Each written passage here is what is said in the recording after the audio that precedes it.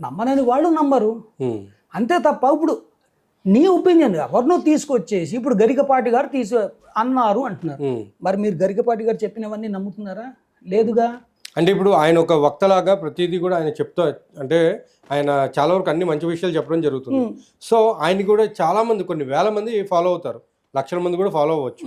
So వాళ్ళకి ఏంటంటే ఇప్పుడు గరికపాటి గారు ఒక మాట చెప్పారు అంటే అందులో నిజం ఉండొచ్చు అనే ఒక ధోరణిలో వెళ్ళిపోవచ్చు కదా. సో అలా చూసుకుని మరి 7వ కాండం అనేది లేదు అనేసి చాలా మంది నమ్ముతున్నట్టే కదా. ఆయన చెప్పినవన్నీ మనం ఫాలో అవుతున్నామా? చేయట్లేదుగా. మనకి నచ్చినవి మనం తీసుకుంటున్నాం తప్ప అన్ని ఫాలో అవ్వట్లేదు. రైట్. మనకి ఇక్కడ ఎందుకు నచ్చింది అంటే నేను ఉత్తరాఖండ్ని అనుసరించాను కాబట్టి గరికపాటి గారు చెప్పిన పాయింట్ పట్టుకొచ్చి అదిగో గరికపాటి గారు చెప్పారు. బట్ నాకు భగవంతుడు ఒక జ్ఞానం ఇచ్చాడు కదా.